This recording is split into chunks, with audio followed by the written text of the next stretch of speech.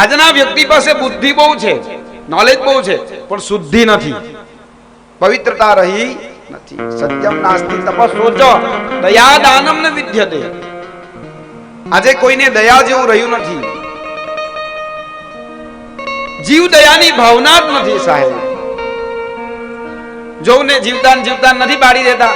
અત્યારે બાંગ્લાદેશની અંદર બન્યું,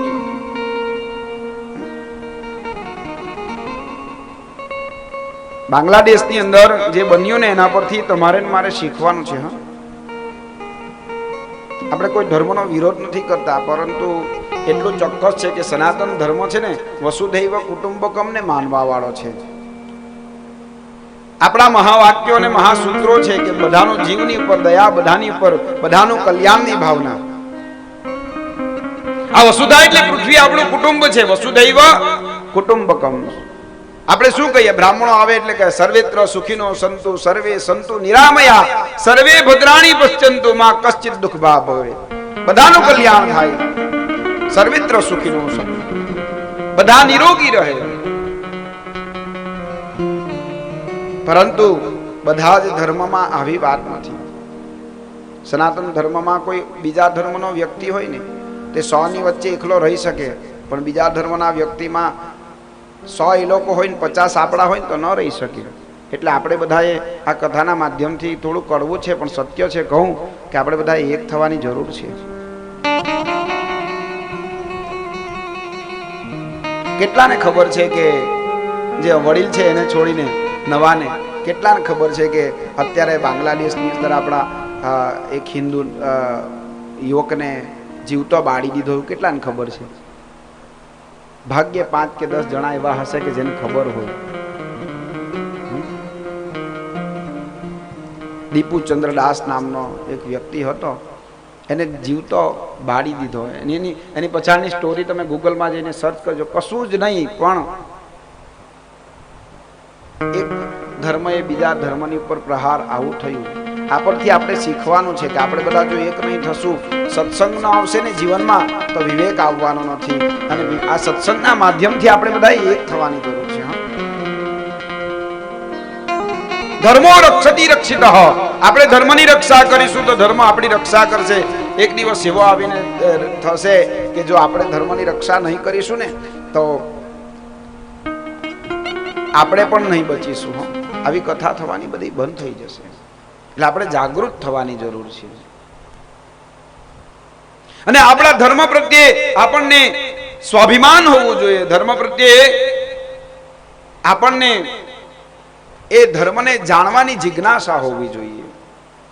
સનાતન ધર્મ શું કહે છે? વિશાળ ધર્મ છે આપણો. જીવ માત્રની કલ્યાણની વાત છે. નારદજી કહેવા લાગ્યા, કોઈ પણ જગ્યાએ મને સત્ય દેખાયું નહીં. સત્યમ નાસ્તિ તપસ્સોચમ દયા દાનમ ન વિદ્યતે. આજનો જીવ ઉદર પોષણના માટે જ જીવે છે. ઉદરમ ભરીનો જીવા વરાકા કોટ ભાષા. જીવ પોતાનું પેટ ભરવા માટે જ દોડે છે. જીવ દયા જેવી રહી નથી.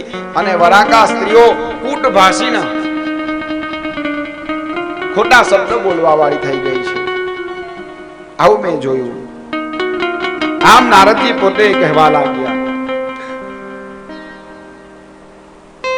આજે જોઉં ને તમે તો કોઈ જગ્યાએ સત્ય, દયા, દાન જેવું રહ્યું નથી. આજે મહાદેવ દાદાના સાનિધ્યમાં આપણે બેઠા છે ને, એ મહાદેવ દાદાની આગળ જે બેઠેલો છે કોણ છે? નંદી મહારાજ, જેને ઘણા પોઠીઓ કહીને પણ બોલાવે. એ નંદી કોણ છે? સાક્ષાત ધર્મ છે. એના 4 ચરણ છે. 4 ચરણ એટલે પગ.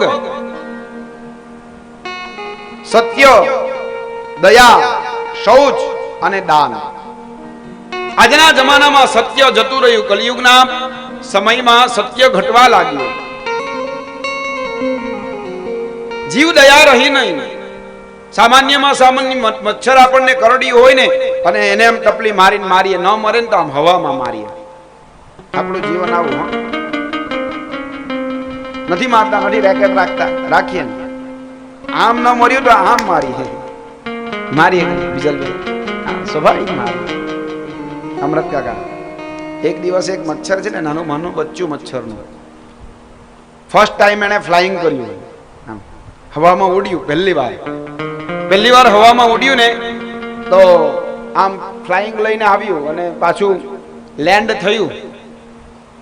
હા, મોસ્કીટો તારી ભાષામાં ભાઈ, મચ્છર ઉડ્યું અને આમ ફરીને આવ્યું અને બેઠું ને એની માની સાથે વાત કરી. એની માએ પૂછ્યું કેવું રહ્યું ફર્સ્ટ વખત તું પહેલી વાર આમ ઉડ્યું, ટેક ઓફ થયું અને સેફલી લેન્ડિંગ થયું, તો કેવું રહ્યું? તો કે બહુ મજા આવી. હું આમ આમ આમ આમ હવામાં ઉડતો હતો ને તો લોકોએ બહુ તાળી વગાડી. તેની માં કે દીકરા હજી તને અનુભવ નથી, આ તાળીના ચપેટમાં તું આવી ન જતો. આપણું જીવન આવું છે, આમ આમ ન મરે તો આમ મારી. જીવ દયા જેવું તમને ને મને આપણને કોઈને રહ્યું નથી. સ્વાભાવિક વાત છે, એક જ છે. નંદી ભગવાનને તમે જો ને 3 પગ અંદર સંતાડીને બેઠેલા છે ભગવાનની સામે, એક પગ બહાર છે. કયો? દાનનો પગ બહાર છે, જેને આપણે પૂંજીએ. કલયુગમાં દાન એ શ્રેષ્ઠ છે. દાન માટે એવું કહેવાય, દાનેનો પ્રાપ્યતે સ્વર્ગ, દાનેનો સુખમ અસ્તુતે, ઇહામૃતંચ દાનેનો પૂજ્યો ભવતિ માનવાહ. કળિયુગની અંદર જો મનુષ્ય પૂજ્ય બનવું હોય તો દાનનું બહુ મહાત્મ્ય છે અને દાનથી જ સ્વર્ગની પ્રાપ્તિ થાય, કારણ કે કળિયુગમાં દાનનો મહિમા મોટો છે. પરંતુ નારદજી કહે છે મને કોઈ પણ જગ્યાએ આવું દેખાયું નહીં. એવું કહેવાય કે પરસેવાનું આ મનુષ્યના જીવનમાં ધન કઈ એમ જ આવતું નથી. ઠાકોરભાઈ બહુ મહેનત કરે ને ત્યારે ધન આવે, લક્ષ્મી આવે. હા, પરંતુ પરસેવાનું ધન પરસેવામાં, પરસેવાનું ધન પરસેવામાં, આ બધી પરસેવા છે. પર એટલે બીજાની સેવામાં જ્યાં સુધી વપરાય નહીં ત્યાં સુધી ધન શુદ્ધ થતું નથી.